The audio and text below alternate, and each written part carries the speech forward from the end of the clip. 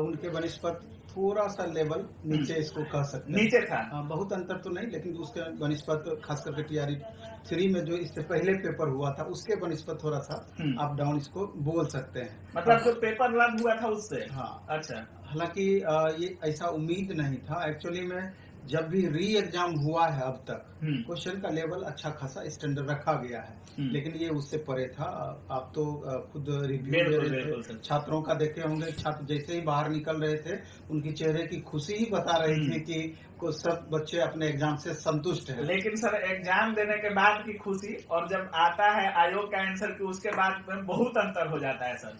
अंतर तो स्वाभाविक है, सब दिन से होता आया है, क्योंकि उस समय जैसे ही देख करके निकलते हैं वो अपने हिसाब से कैलकुलेट करते हैं कि 90 नंबर आ रहा है, 95 नंबर आ रहा है, 120 में 100 नंबर आ रहा है। वही जब आंसर से मिलान करते हैं पता चलता है 15 नंबर हमारा कम हो गया, 20 नंबर कम हो गया, कैसे मिस हो गया वो पता ही नहीं चलता है उनको। बिल्कुल। तो ये सारी बातें 1 से 2 दिन में आपको जैसे ही एग्जाम समाप्त होगा 1-2 दिन के अंदर में वास्तविक स्थिति पता चल जाएगा। लेकिन जो क्वेश्चन का लेवल रहा है, हालांकि देखा जाए तो ओवरऑल जैसे आज 6 to 8 मैथ एंड साइंस का एग्जाम था, 6 to 8 एसएसटी पेपर का था, इसके अलावा लैंग्वेज पेपर का था। तो सबसे ज्यादा अगर ओवरऑल की बात करें, सबसे ज्यादा जो परेशान किया है वो आपका इंग्लिश लैंग्वेज के क्वेश्चन जिस तरह पूछे गए हैं परेशान किया है। लगभग 35 क्वेश्चन सिर्फ लिटरेचर से पूछ दिया गया। हालांकि ये उन छात्रों के साथ बहुत दिक्कत नहीं हुआ होगा जिनका 9, 10, 11, 12 दोनों है, क्योंकि वो इस सेक्शन को अच्छे से पढ़ाई ऊपर के लेवल में करते हैं। लेकिन बाकी आम स्टूडेंट को उस सेक्शन में बहुत ज्यादा प्रॉब्लम हुआ है इंग्लिश में। इसके बाद सबसे ज्यादा परेशानी की बात करें, जैसे अभी आप चर्चा किए इकोनॉमिक्स के बारे में, उसमें लगेगा कि इकोनॉमिक्स में ज्योग्राफी टाइप का क्वेश्चन पूछ दिया है। और इस तरह का क्वेश्चन था कि बच्चे वहां का परेशान होना स्वाभाविक था। जिस हिसाब से पढ़ के गए थे थोड़ा उससे परे था, बाकी लगभग ठीक ठाक था।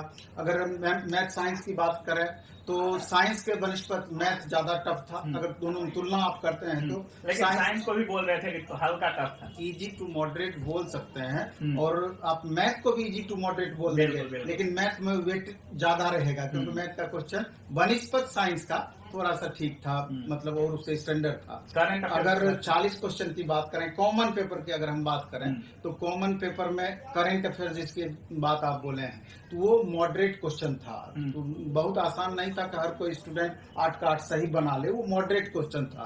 तो जो करंट का अच्छे से स्टडी किए होंगे 5-6 सही करेंगे, जो बहुत अच्छे से तैयारी उसका स्टडी किए होंगे। नहीं तो एवरेज स्टूडेंट 3-4 यानी 50% अप्रोक्स करंट में सही करेंगे। लेकिन बाकी की अगर हम बात करें, जैसे ज्योग्राफी हो गया, इसके अलावा भारतीय राष्ट्रीय आंदोलन हो गया, साइंस और मैथ हो गया, 40 क्वेश्चन कॉमन पेपर की बात कर रहे हैं, तो वो इजी टू मॉडरेट टाइप का क्वेश्चन था। तो सवाल ये उठता है कि जब भी इस तरह के क्वेश्चंस एग्जाम में पूछे जाते हैं तो छात्रों की खुशी कुछ देर के लिए ठीक है, लेकिन अंततः उनको ज्यादा परेशानी फील होता है, क्योंकि क्वेश्चन टफ रहता है। तो जो वास्तविक हकदार हैं, जो कि रियल में बहुत ज्यादा मेहनत किए हैं, उनको बहुत परेशानी नहीं होती है। लेकिन इस तरह के प्रश्न पत्र में चूंकि सब स्कोर उतना ही कर रहे हैं, ये तो निगेटिव नहीं है, सब 150 के 150 मारेंगे ही मारेंगे, लेकिन आम स्टूडेंट भी 80, 85, 90 उनको लगेगा कि हमारा आएगा ही आएगा, 95 हमारा आएगा ही आएगा। अलग बात है बाद में पता चलेगा कितना मार्क्स उनका डाउन होता है। लेकिन एक मार्क्स पर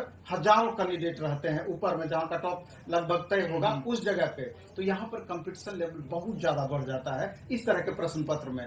इसलिए बहुत खुश होना मेरे ख्याल से अभी छात्रों को उचित नहीं है, बाद में उनको पता चलेगा कि वास्तविक सीन क्या है। अच्छा सर, कट ऑफ भी काफी लोग बोलते हैं कि कट ऑफ भी काफी प्रभावित हो सकता है इस तरह के पेपर में। क्या कट ऑफ में पिछले बार के अनुसार ज्यादा कुछ परिवर्तन देखने को मिल सकता है? क्या मिलेगा ही ना। नंबर ऑफ स्टूडेंट कितने एग्जाम दे रहे हैं, नंबर ऑफ वैकेंसीज उस क्लास में कितनी है, तो इस सब चीज को मिला करके ओवरऑल कट ऑफ तय होता है। ऐसे डायरेक्ट आप कैसे कट ऑफ के बारे में चर्चा करेंगे? तो ओवरऑल यही परिस्थिति है। अब सवाल ये उठता है कि जो इससे पहले दावे किए जा रहे हैं, एक तो इसमें तय है कि अभी तक किसी भी तरह का कुछ गड़बड़ नहीं हुआ है, पारदर्शिता रहा। हाँ, बिल्कुल पारदर्शिता रहा। इसके लिए आयोग निश्चित रूप से धन्यवाद के पात्र हैं। सबसे ज्यादा सशंकित यहीं पर छात्र थे, क्योंकि उनको लग रहा था कि लगातार हम मेहनत कर रहे हैं और पिछले सारे एग्जाम में लगभग उथल पुथल वाली स्थिति रही है। एवरेज स्टूडेंट की बात करें जिनका 50% आ रहा है या 60% स्कोर करते थे टेस्ट वगैरह में, उनके लाइक पेपर कैसा था? क्या उनका रिजल्ट हो सकता है इस पेपर के अनुसार? नहीं, ये बात अभी आप कैसे बोल सकते हैं? एक्चुअली मैं स्टूडेंट सब अभी दावे कर रहे हैं कि हमारा 90 के अप्रोक्स आ रहा है, 80 के अप्रोक्स आ रहा है। तो अभी मेरे ख्याल से बिल्कुल भी इस पर चर्चा करना ही उचित नहीं होगा। अभी चर्चा आप इस बात पर कर सकते हैं कि माननीय चेयरमैन सर जो बोले थे कि 3 तरह का प्रश्न पत्र हम देंगे, हम नॉर्मलाइजेशन करेंगे, तो वो दावे का क्या हुआ? क्योंकि अभी आप देखे होंगे पटना की हम बात करें तो एक ही सेट को 4 अलग अलग सेट में बनाया गया था। और लगभग दरभंगा हम बात किए, सारण हम बात किए, वहां पर भी अलग परिस्थिति हमको नहीं दिखी।